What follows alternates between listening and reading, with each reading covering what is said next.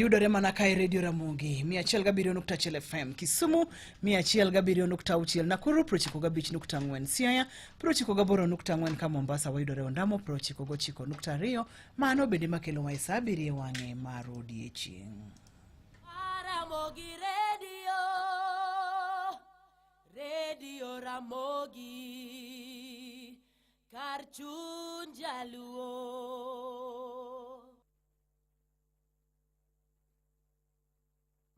Ramogi Radio Ramogi kar chuny jaluo. Weche manyien kokelnegi Farmers Choice.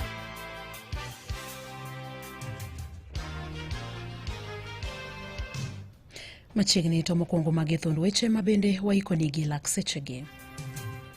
Ji ariyo wito ngimagi kama moko adek to yudo hinyruok maricho mokalo e masira mar apaya mabende notimre e alwora mating' Wang'i Junction e apaya ma Siaya Bondo. Komachielo en Idoma Malo chungo chako tich mar aput mabende nochug kod jatend piny Migosi William Ruto mar konyo kedo kod mibadhi e pacho kae. Joriemb apike boma ma Oyugis e kaunti ma Homa Bay osingo matiyo kanyakla mar nyayo kwe, dongruok kod arita e sekta no. Weche manyien gi Roda Odhiambo. Machiegni wachako kod kaunti ma Siaya kama wayudo ni ji ariyo wito ngimagi kama moko adek to yudo hinyruok maricho mokalo e masira mar apaya mabende otimore e alwora mating' Wang'i Junction e apaya ma Siaya Bondo. Masirano ne ojuko apiko ariyo mabende noting'o jowuoth. Joneno wacho ni achiel kuom apikogo ne temo kalo nyamburko moro kapok ne orado wich gi apiko machielono. Masirano oweyo ka miyo moro wito ngimane kanyakla kod jomamoko ng'ato machielo achiel kachiel ko joma moko adek to yudo hinyruok maricho mokalo. Obila mawuok e tisend obila ma Siaya ne ochopo kanyo mapiyo piyo kendo tero ringre joma ne owito ngimagi e masirano e kar kano ringre jomotho ma Siaya County Referral Hospital Mochari karito mondo timnegi bero. Komachielo en Idoma Malo chungo chako tich mar aput mabende nochugi kod jatend piny Migosi William Ruto mar konyo kedo kod mibadhi e pacho kae. Nyaka winj ng'ur mabende ochwale nyime kod Laktar Benjamin Gikenyi kachiel kod joma moko. Maibiro tok ng'ur mabende mane ochwale do mageto chungo kang' mane okaw kod jatend piny Migosi William Ruto mar chuogo aput moyiedhi mabende biro konyo e kedo kod mibadhi e pacho kae. Kabende giwacho ni chuogo aputno en tok chik. Aputno ne oting'o migepe 10 kama oting'o duol makedo kod mibadhi mano EACC, migawo mar fwamb kich kata NIS, apisi mar Jamin Buche kachiel kod obila mag okwach kich kata DCI kanyakla kod duol machoko sure pacho kae mano KRA e kinda migepe mamoko. Jalbura Bati Mwamuye ogolo chik ne kweth mabende odonjnegi mondo mi ochwal duoko margi wi burano kochopo tarik 29 mar dwe mar 8 higani. Burano koro ibiro winj kendo tarik 9 mar dwe mar 9 higani.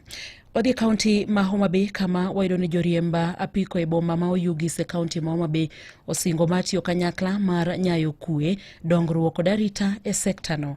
Rochruok mar arita kwe odwa jimbore mokalo e boma ma Oyugis kod alworane ka jumbe ariyo mokalo. Achije ariyo mabende ne ichich ni gin jokuo pikipiki ne onegi e boma ma Oyugis. Kolose kinde mabende nochiwo reflectors moheo 1,000 ne jo bodaboda e gwenge makono. Collins Omondi mabende en jalno malaro kom mar ka chung'od bura Makasipul olero agenda mare kabende owacho ni obro bero chenro mag dongruok e gwenge makono. Ne oloso e yo machalo kamae. Thoth mane Kasipundwa ka kolewore gi insecurity mayudo jowagi. To bodaboda sector ung'eni is the largest industry mo employ jowa somewhere when. Ifwenyo ni seche moko kaka ogibedo ni ginenore, that's why we provided reflectors. Oginere ni maja boda koro insecurity bedo malo. Koro wakwayo ni mondo for the safety purposes and identification girwak reflectors mang'ato ka dwa bedo ne dwa janjore moro ting'ore moko rwako reflector to gifwenyo ni ma ok achiel kuomgi, then issues go bedo dealt with. Mar ariyo en unity for purpose. Useng'e ni koko osebedo mang'eny e Kasipundwa ka. Koro koko go mondo uduoge piny jowa nyaka riwre. to joma ng'eny mwang'eyo ma wan godag e ka sani gin jo bodaboda. Gin ema dwoko wariwogi waketogi achiel nikech mojo siasa jatiyo kodgi. Koro wasewuoyo kodgi given length mwanyisogi ni koro koko bed gima onge. Wariwre wabed unity achiel. Jakoma mar riwruoga saga mar jobodaboda ma East Kamagaka Alex Ogoro opoyo kang' mabende osego e weche mag arita e gwenge makono nyaka ne gichwal ywak gi kalure kod rochruok mar arita e gwengego. Last week but one ne wawuoyo e media kaka koro wawuoyo kane e weche mag security. Kendo wago jowa erokamano nikech tok mane wasewuoyo cha ne waneno lokruok maduong' ke jopiny nowuok oko makoro kelo kwe. Kata sama wawuoyo ni japiko manjinego rawi koro to onge. Omiyo kanyo to wanyalo dwoko erokamano ne jopiny moloyo ne jo sirikal nikech nyeche giwinjo duondwa. Anyalo wacho ne kaka jo bodaboda masani mwadhi timo ni opogore bodaboda chon. Wadwaro bodaboda morwako ng'ata. To insecurity no e gima wa fight to en bende chung motegno ko fight ni nyaka insecurity bedi e yo mowinjore. Nyaka wabed joma ritore kendwa wan wawegi. Omiya mor kabisa wan warwaki waroko aspirant STEM biuru mondo rom gi jo bodaboda sani gin joma organized mawinjo wach kendo mong'eyo channel. Miwasera ni mondo wanyisi dwarowa. Wadhi kaunti ma Migori kama wayudo ni moko kuom jogo modak kod ng'ol e kaunti ma Migori oseyo jotelo moyiere kaunti no kuom ne jwang'ogi e kinde romo mabende ne jatend piny Migosi William Ruto nobago kod jotelo ma ok e kaunti no mano juma mokalo e sub county ma wendo e kaunti no ma Migori. Jogo modak kod ng'ol kotelnegi kod Dennis Chacha wacho ni ne ok omigi thuolo mar ne loso kod jatend piny e wi midhiero mabende gi kale e romo no mabende jatend piny no biro godo kod jotelo mawuok e gwengego mag Migori. Mano romo mabende notimre e sub county ma wendo juma mokalo. Sisi walemavu hatukupata fursa mbele yako rais. Wakubwa wetu kama governor hawakututambua katika hiyo kikundi ambao watu walikuwa wanatambulika. So ni huzuni kwetu kama walemavu. Tena tunasema tunakashifu hiyo tabia. Ni kama sisi tutambuliki na wakubwa wetu. Kwa niaba ya wengi walemavu mi nasema ni huzuni kwetu. Tena tunahuzunika na wabunge wetu na governor na kila mtu mwenye alikuwa pale. Giwacho ni jogo modak kod ng'ol ni kod midhiero mathoth mabende gi kale monego beni piny owacho ma pacho kae keto e maino mare mar mondo gin bende giyudi thuolo mar yudo ber kowuok kuom piny owacho kaka joma moko. Sisi kama watu walemavu pesa ya Inua Jamii bado sisi hatuwezi ipata kikamilifu. Sisi ndio tumeumia katika jamii. Tena tuko wengi zaidi lakini hatuna nafasi katika uongozi. Hata nomination hatuna uongozi nafasi hiyo. Wametufinya mpaka kwa wall.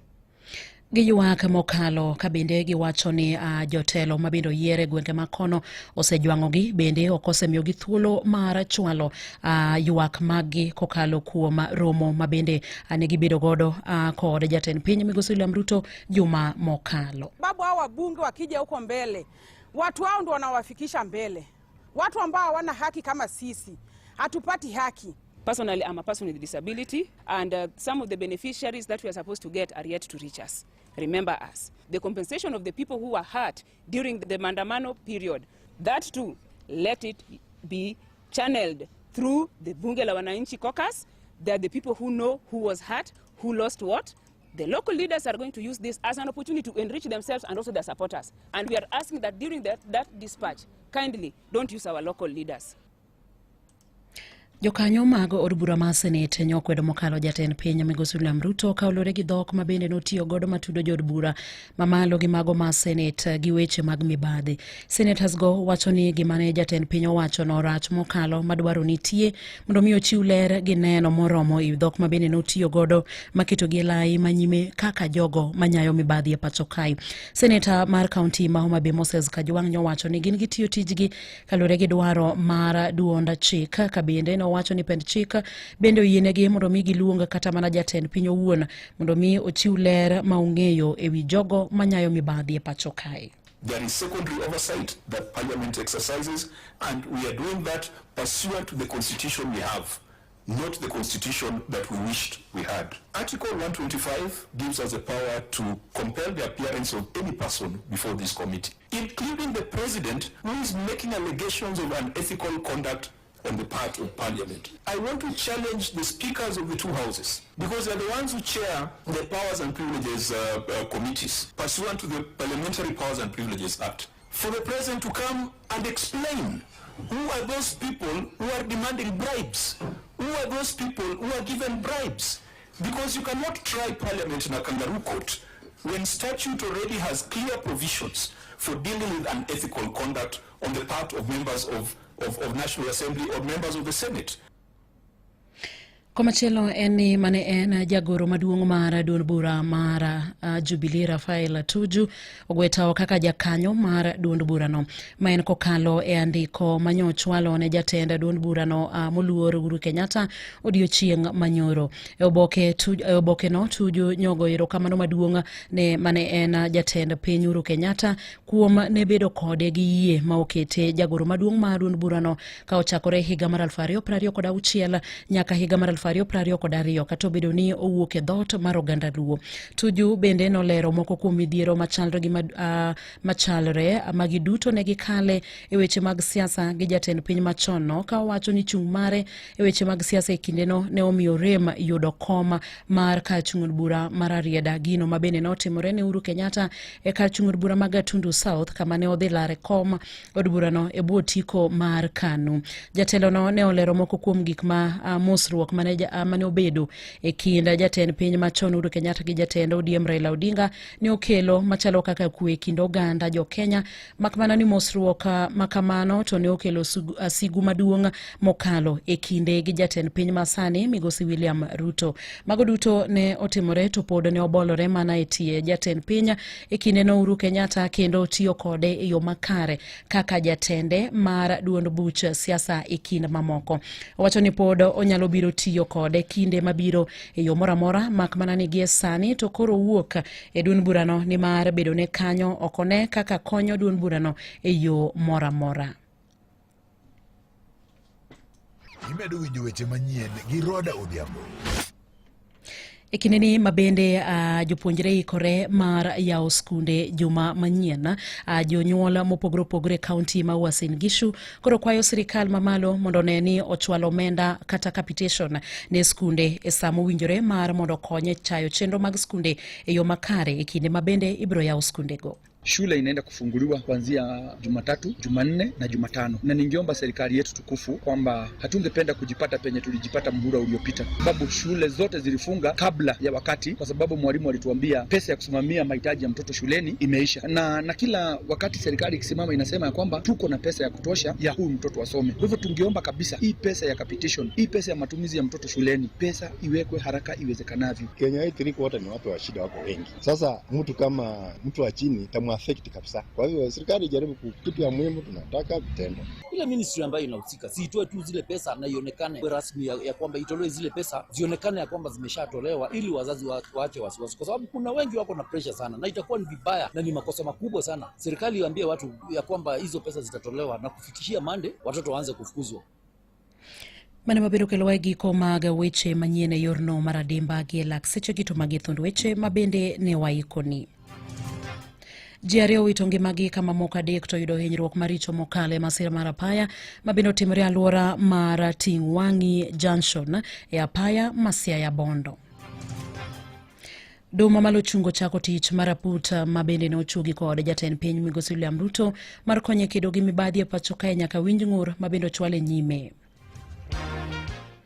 Joriemb apike boma ma Oyugis kaunti ma Homa Bay osingo matiyo kanyakla mar nyayo kwe, dongruok kod arita e sekta no. Mane mabiro kelo giko mag weche manyien e yorno mar adimba gi lak seche gi watudo koromo saa 8:09 ne weche manyien e yo machok to koromo kanyo saa 10 ne mago matuch e kor gwenge.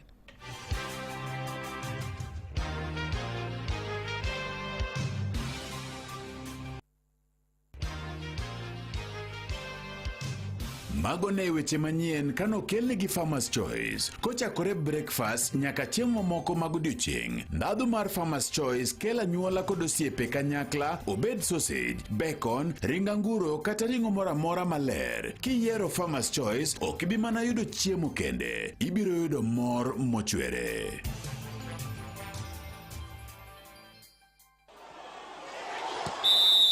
weche tuke e Radio Ramogi.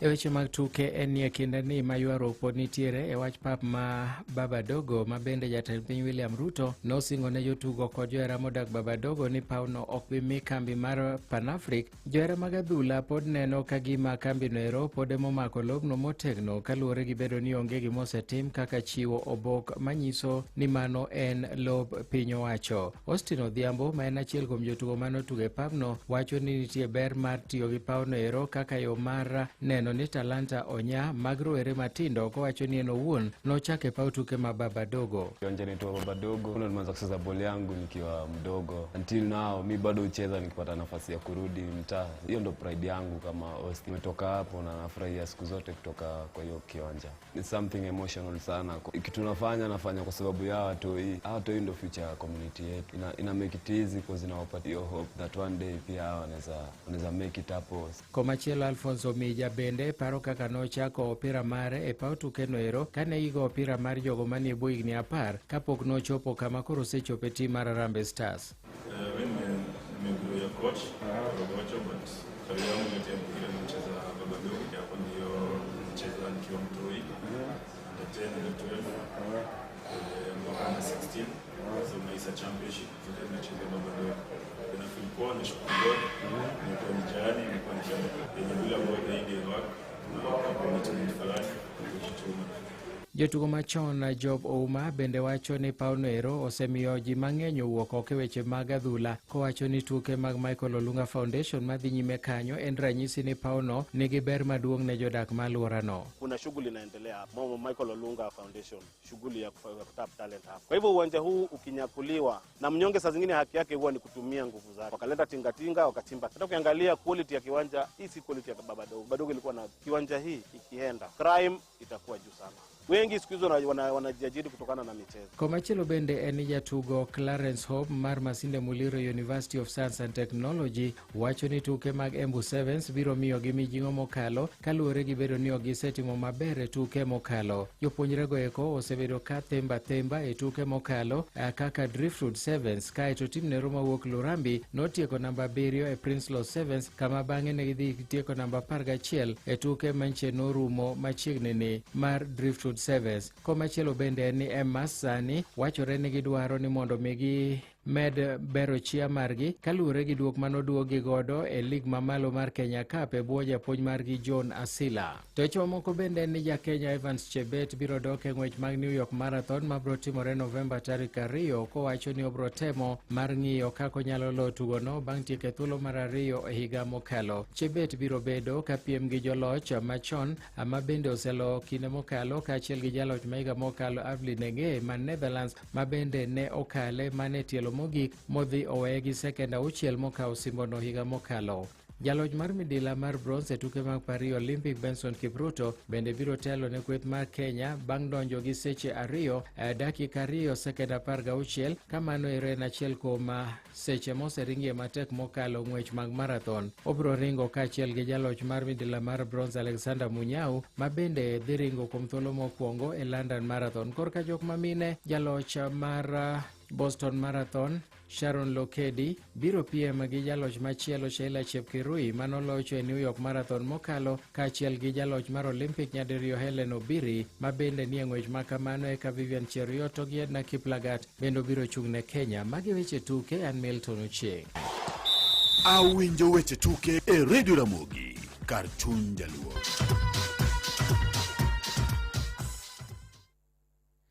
Thuolo na mar bede studio serumo to kata rumo kamano kikisudi nikech owie lwedo mabeyo sana. Kasuku Rafael wuod Nyachula dwata e chenro mar Dunse. Odiochieng' ma kawuono wadhi bedo kod chenro mar penj laktar ka ng'oromo sa 12 wang'e mar Odhiambo e Ramogi TV.